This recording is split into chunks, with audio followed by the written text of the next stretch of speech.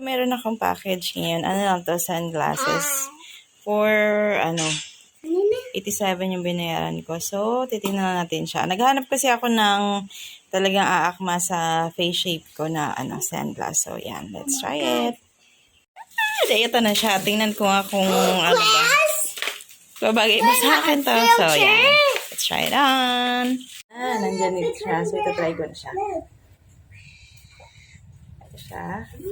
Naghanap kasi talaga ako ng shades na aakma sa face ko. Hindi ko alam kung round ata yung face ko or something. So, let's try. Ayan siya. Ang cute.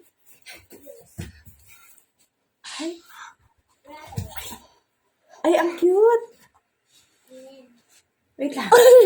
Ay, parang, oh my gosh. Parang ito natin hinahanap yung shades for me. Oh my gosh, ang cute. So, ayan. Ay, ang cute. So, ayan. That's all.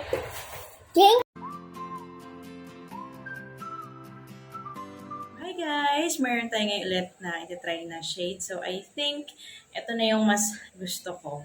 So, ayan. Tingnan nyo rin kung ano ba yung mas maganda. Pero actually, yung isang shades na nabili ko is sinira na ng kambal. Pero, yun talaga, parang hindi ko siya masyadong feel kasi parang hindi siya, alam mo yung pag nagmumotor ako, kasi lagi ko siyang sinusuot yung pag lumalabas, lalo pag tanghali, kasi nga ang init.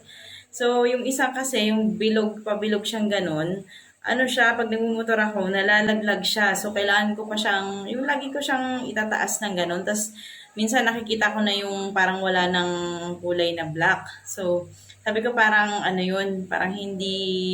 parang hindi ito yung para sa akin. Pero nung nabili ko yun, unang-una, sobrang saya ko. Sabi ko, ito na yung para sa akin, ganyan. Pero yun nga, nagkataon na nasira din ng kambal. So, nag-decide na ako na bumili ulit. So, ito na nga, ay, let's try natin. So, yun lang.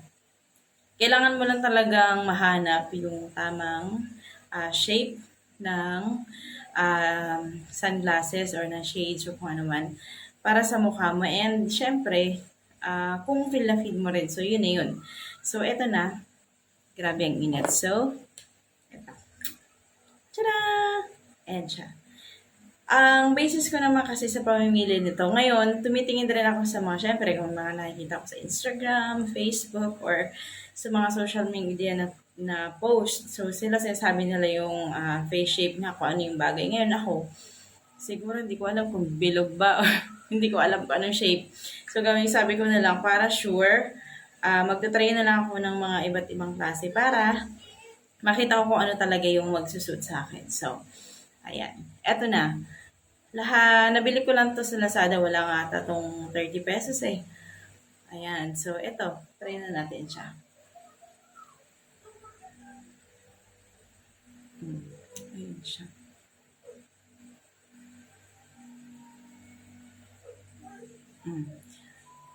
Ang kagandahan nito kasi, di ba nagmamotor ako? Sumasabit siya sa ilong ko. Kahit ganyan lang kalaki yung ilong ko, di ba? Ayan ang kagandahan niya. So, kailangan talaga mahanap mo yung tamang salamin. Kasi pag nagmamotor ako, ganyan, kahit paikot-ikot yung mata ko, kumbaga, lahat ng mata ko nasasakop. At saka, hindi ko na siya kailangang, ganun-ganun ko pa siya pa drive ako. So, nandiyan lang siya, nakasabit na siya. So, I think this is the best one for me. So, ayan.